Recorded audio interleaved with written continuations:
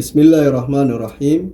Pemirsa yang saya muliakan, Assalamualaikum warahmatullahi wabarakatuh. Alhamdulillahirabbil alamin, wassalatu wassalamu ala sayyidil mursalin Abil Qasimil Mustafa Muhammad wa ala alihi at-tayyibin at-tahirin wa ashabihi al-mayamin. Allah Subhanahu wa taala menampilkan orang-orang suci di tengah umat manusia di sepanjang sejarah dan kehidupan di dunia ini, menampilkan mereka sebagai figur-figur yang sempurna bagi umat manusia. Itulah poin pertama sebagai muqaddimah pada kesempatan kali ini. Kemudian poin yang kedua, kesucian mereka dalam arti bahwasanya mereka tidak pernah berbuat salah dan dosa, juga tidak pernah berbuat lalim terhadap siapapun, termasuk terhadap dirinya sendiri. Dan mereka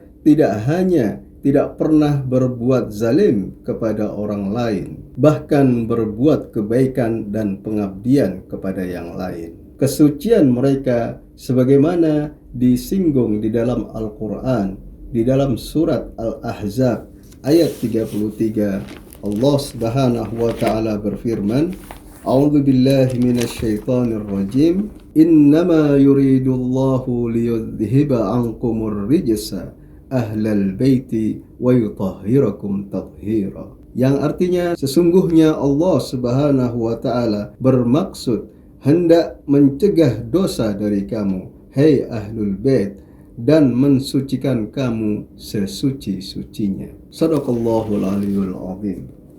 Itulah firman Allah Subhanahu wa ta'ala mengenai manusia-manusia suci yang ditampilkan olehnya di tengah umat manusia. Mereka adalah ahlul bait Nabi sallallahu alaihi wa alihi. Sebagaimana para pendahulu mereka, para nabi, para rasul dan lainnya, meskipun bukan seorang nabi atau seorang rasul, sebagaimana di dalam riwayat dalam kitab Al-Mustadrak ala Sahihain karya Al-Hakim dengan komentar Al-Zahabi juz ketiga terbitan Darul Fikir halaman 196.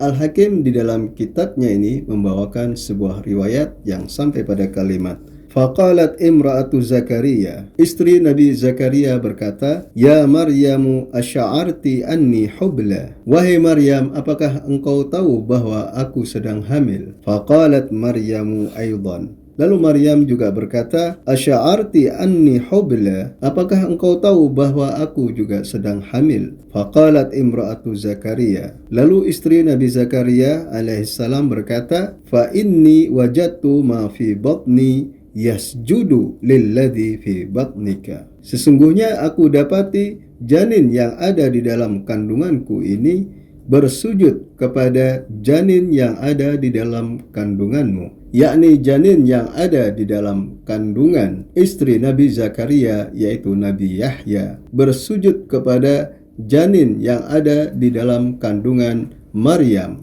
dan dialah Nabi Isa alaihissalam. Dan sujud di dalam riwayat ini maknanya adalah memuliakan atau memberikan penghormatan. Di sini artinya bahwasanya manusia suci, mereka tidak pernah berbuat lalim kepada siapapun. Mereka bahkan berbuat kebaikan dan penghormatan kepada yang lain. Dan mengenai riwayat ini, Al-Hakim berkomentar, Hadza hadithun sahihun ala syarti Muslim walam yukhrijahu. Ini adalah hadis yang sahih menurut syarat Muslim, namun keduanya tidak membawakannya, yakni Bukhari dan Muslim tidak membawakan riwayat ini. Namun merupakan hadis yang sahih menurut syarat Muslim. Dan komentar Ad-Dhahabi di dalam catatan kaki dapat kita lihat di halaman sebelumnya, yaitu hadis dengan nomor 4208. Kemudian Ad-Dhahabi berkomentar di dalam kitab At-Talkhisnya ala syarti Muslim, bahwa hadis tersebut sesuai syarat Muslim. Telah dikatakan sebelumnya bahwasanya manusia suci tidak pernah berbuat lalim kepada yang lain. Dan bukan hanya itu, bahkan berbuat kebaikan dan pengabdian kepada yang lain. Juga bahkan mereka telah suci bahkan sebelum menginjak usia balik. Mereka suci dari sejak dalam kandungan ibunda mereka. Hal ini juga berlaku pada putri Rasulullah sallallahu alaihi wa alihi yang bernama Fatimah Az-Zahra radhiyallahu taala anha. Sebagaimana riwayat di dalam kitab Dzakhairul Uqbah karya At-Tabari terbitan Darul Kutubil Ilmiyah halaman 58. At-Tabari di dalam kitabnya ini membawakan sebuah riwayat annan nabiyya sallallahu alaihi wa alihi qala, Rasulullah bersabda, atani Jibrilu bituffahatin minal jannati fa'akaltuha. Malaikat Jibril datang kepadaku dengan membawa buah apel dari surga, lalu aku memakannya. Wa waqa'tu Khadijata, lalu aku menemui Khadijah. Fahamalat bi Fatimata, lalu ia mengandung Fatimah. Faqalat anni hamaltu hamlan khafifan. Sayyidah Khadijah berkata, sesungguhnya aku mengandung dengan ringan. Fa idza kharajtu haddatsani alladhi fi batni. Jika aku keluar, janin yang ada di dalam kandunganku itu mengajak bicara denganku. Falamma aradat an tad'a ba'asat ila nisa'i Quraisyin liya'tinaha. Ketika ia hendak melahirkan, ia mengutus kepada para wanita Quraisy untuk datang kepadanya. Fayalina minha ma yalin nisa'u mimman talidu falam yaf'alna. Artinya mereka diminta untuk datang agar membantu proses persalinan Sayyidah Khadijah. Namun mereka tidak bersedia. Wa qulna la na'tiki. Mereka mengatakan kami tidak akan datang kepadamu. Wa qad sirti zaujata Muhammadin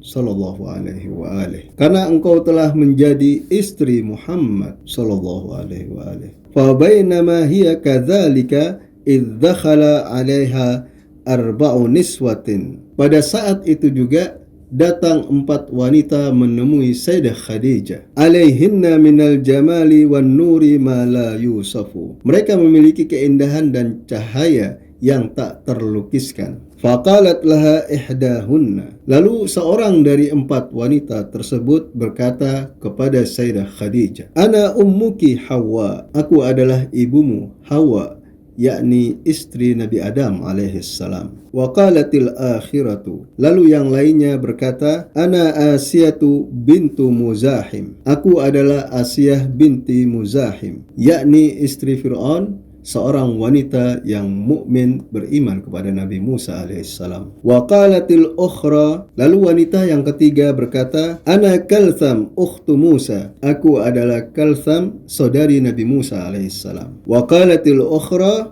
Lalu wanita yang keempat berkata, ana Maryamu bintu Imran ummu Isa. Aku adalah Maryam bintu Imran, ibunda Nabi Isa alaihissalam. Ji'na linali min amriki ma yalin nisa'u. Kami datang untuk membantu proses persalinanmu. Qalat. Lalu Sayyidah Khadijah menyampaikan, fawulidat Fatimatu. Lalu lahirlah Fatimah radhiyallahu ta'ala anha. Fawaqa'at hina waqa'at alal ardi sajidatan rafi'atan asbi'aha. Artinya bahwasanya Sayyidah Fatimah Az-Zahra radhiyallahu taala anha lahir ke dunia dalam keadaan sujud seraya mengangkat jemari tangannya. Demikian kelahiran manusia suci yang dilahirkan oleh manusia suci, Sayyidah Fatimah Az-Zahra. Ia yang dinyatakan sebagai bagian